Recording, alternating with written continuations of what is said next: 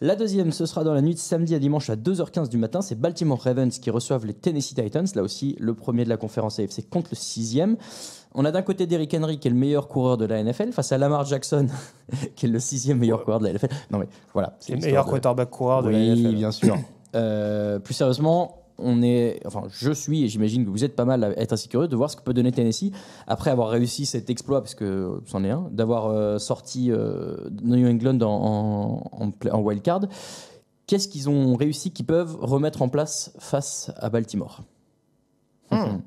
C'est pas du tout les mêmes équipes. Déjà, c'est pas du tout la même attaque. C'est un peu ce que j'allais te dire, c'est ça. C'est-à-dire qu'on a une équipe de New England qui, depuis le début de la saison, avait une défense qui augmentait clairement le niveau quand même assez déficient de l'attaque. Et là, du côté de Baltimore, en l'occurrence, même si pendant longtemps, la force, ça a été la défense, là, très franchement, c'est l'attaque qui est la principale force. Mais la défense reste forte aussi. C'est ça qui est impressionnant. Oui, en tout cas, elle est capable de provoquer des turnovers, qui a globalement limité Ryan Tannehill, même s'il y a une interception concédée contre Duron Harmon, il me semble, contre New England.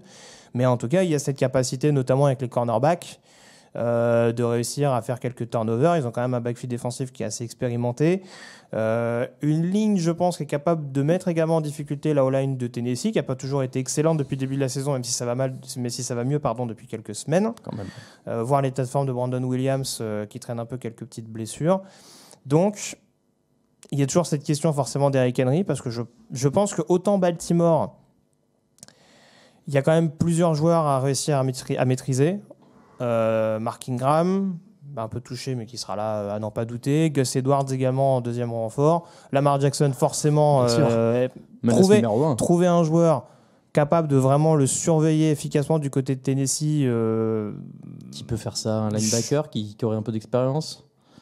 Ouais, attends, j'essaie de chercher rapidement. Un Rashaan Evans peut-être a cette capacité, à ce coffre peut-être pour éventuellement le surveiller efficacement en position de will, mais c'est quand même un joueur qui reste assez lourd, on va dire, pour vraiment surveiller un joueur aussi agile, aussi feu follet que Lamar Jackson. Et puis encore une fois, le gros point d'interrogation sur ce match-là, et je l'ai dit quand même depuis un petit moment, depuis qu'on sait que Baltimore est qualifié pour les playoffs, c'est savoir le visage que va montrer Lamar Jackson en playoffs. C'est vrai qu'il reste sur un très mauvais match l'an dernier face aux Chargers. Non, mais l'année n'a rien à voir avec celle qu'il a fait l'an dernier. Exactement. Et depuis le début de la saison, ça aussi, on a vu que mentalement, il limitait vraiment un maximum les erreurs à la passe. Même en termes de fumble, il y a ce fameux fumble contre San Francisco concédé devant Marcel Harris, mais globalement, les pertes de balles sont quand même extrêmement limitées. Et c'est là où on va voir si s'il a vraiment appris des erreurs de première année, erreurs qui n'étaient pas uniquement de son fait, on l'avait dit, il y avait des erreurs de coaching à l'époque, etc. Là, manifestement, Greg Roman, depuis le début de la saison, sait comment l'exploiter. Il va falloir voir comment il est capable justement de limiter ces erreurs-là contre une équipe de Tennessee qui, encore une fois, défensivement, sans payer de mine, est capable de vraiment freiner une attaque comme elle a montré contre New England, même si, encore une fois, c'est pas le même standing de ce qu'on en voit depuis le début de la saison. C'est sûr. Est-ce que Tennessee doit répondre au feu par le feu? C'est-à-dire qu'est-ce que s'il voit que ça commence à partir, il faut je sais pas, donner le ballon à faire que courir tout le temps et essayer au maximum d'utiliser Tannehill, qui sort d'une très bonne saison quand même, rating de 117,5, c'est le 4e meilleur de l'histoire quand même pour un quarterback, donc il y a de quoi faire. J'ai pas la sensation que Mike Vrabel et surtout Arthur Smith en coordinateur offensif, malgré justement le regain de forme avec Ryan Tannehill et Derrick Henry, j'ai pas l'impression qu'ils soient réputés comme étant des coachs hyper fantaisistes, on va lancer 60 ballons dans le match, j'exagère volontairement, mais à mon avis, je pense que du côté de Tennessee, je ne serais pas étonné en tout cas que ce soit le cas, qu'on parte du principe, on va laisser un minimum le ballon à Lamar Jackson. Et on va jouer vraiment, de par justement les menaces qu'il y a sur le backfield défensif, on va essayer de jouer très court, en essayant de trouver dans les intermédiaires des joueurs comme AJ Brown, comme le tight end qui a marqué le TD, je crois que c'est Forkser. Voilà, trouver différentes petites menaces sans forcément forcer le jeu, on dira, et essayer d'établir petit à petit un Derrick Henry qui, je pense, va avoir du répondant physiquement contre cette défense de Baltimore. Oui, c'est possible. Mais qui, encore une fois, de par son physique, de par sa capacité à répéter les efforts, peut finir également par user ce run-stop qui est peut-être pas aussi dominant que ces dernières années. Le départ de CJ Mosley et de ce genre de joueur a fait du mal malgré l'implantation de certains joueurs type Jeff Forte. Et je pense que typiquement, du côté de Tennessee, va falloir essayer d'être patient, de freiner un minimum, en tout cas de laisser le moins possible le ballon à cette attaque qui est extrêmement dangereuse. Et après, on verra ce qui se passera. Ce sera la capacité de la défense à vraiment provoquer les pertes de balles.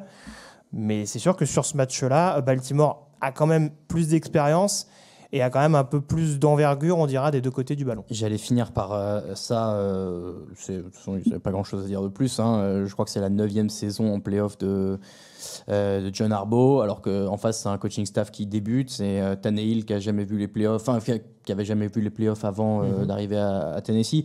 Et John Harbaugh qui a gagné un Super Bowl d'ailleurs, il n'y a pas si longtemps que ça, avec cette équipe des Ravens. Donc, bon, ils connaissent ce genre de match, ils savent comment s'y prendre. Ils ont vu tout ce que pouvait faire Lamar Jackson cette année.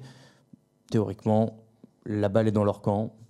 À voir si les Titans, en gardant le ballon, peut-être peuvent stopper un peu la frénésie offensive de Baltimore. Oui, on est d'accord. Après, encore une fois, la semaine dernière, on pensait Tennessee mort, entre guillemets, contre New England, même si on avait quelques doutes contre les Patriots. On se disait, là aussi, il y a cette expérience qui va sans doute jouer à leur faveur. Il y avait peut-être moins d'armes. Voilà, c'est ça. Il y avait peut-être plus de capacité, en tout cas, à freiner l'attaque de New England. Là, parce qu'on n'en a pas parlé, enfin moi en tout cas j'en ai pas parlé, mais c'est vrai que la capacité également de surveiller Marquise Brown, Willie Snead, Mark Andrews, sur les quelques fois où Lamar Jackson va être en mesure possiblement de les feinter sur des jeux options, il va trouver des espaces. Ça va être quand même très compliqué, même si le backfield défensif de Tennessee n'est pas le point faible. Non, ils pourront clairement pas être partout. Bons joueurs, mais ça leur fera une bonne expérience.